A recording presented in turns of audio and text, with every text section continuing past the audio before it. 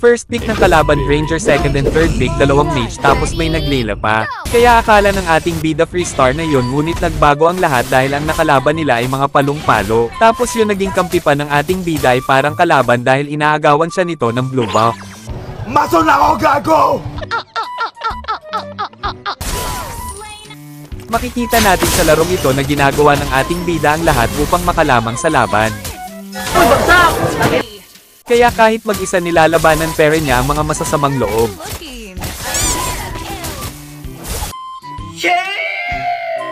Ang galing, ang galing! Walang takot na nilusob ng ating bida ang mga kalaban kaso umatras din ito dahil napagtontong niya na walang malakas sa marami. Sa inyo, mga tanga! Gusto na talaga ng mga kakampi ng ating bida na mag-surrender. Kahit na ganoon ay sinusubukan pero ng ating bida ipanalo ang laban.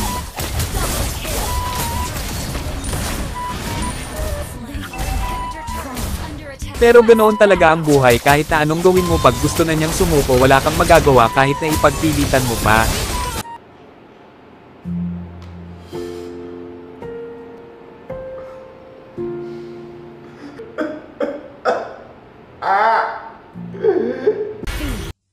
Talo!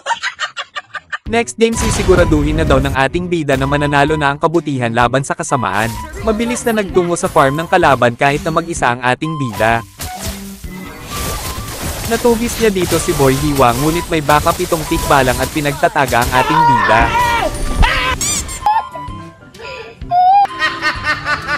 Napatay dito ng ating bida ang babaeng yelo, isusunod niya na din yung tumagataga sa kanya kanina ngunit kapansin-pansin na may ginagawang masama si Boy Hiwa sa higanteng pagong.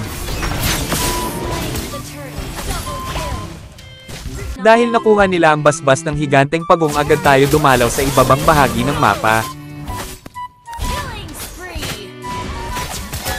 Upang makabawi at magpakitang gilas.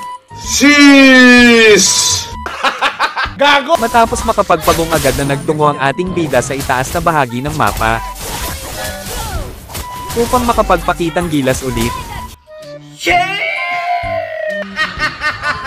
Matapos makapagpagong ulit agad na tumungo ang ating bida sa itaas na bahagi ng mapa. At ngayon naman dali-dali itong nagpunta sa farm ng kalaban upang mag-invade. Hindi pala nakuha ng ating bida ang blue buff kaya ayun wala siyang napita sa mga masasamang loob.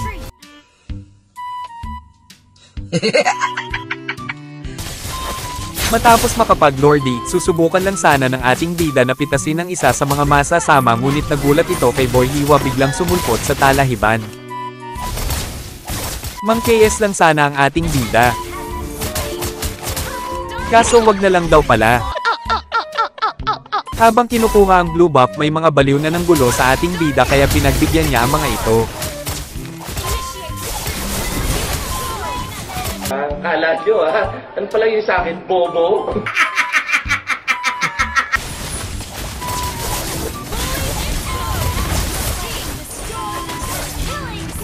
Dahil sabik na ang mga bida sa star kaya tinapos na nila ang digmaan. Maraming salamat sa inyong panunood, mabuhay kayong lahat hanggang gusto ninyo. Joke lang po.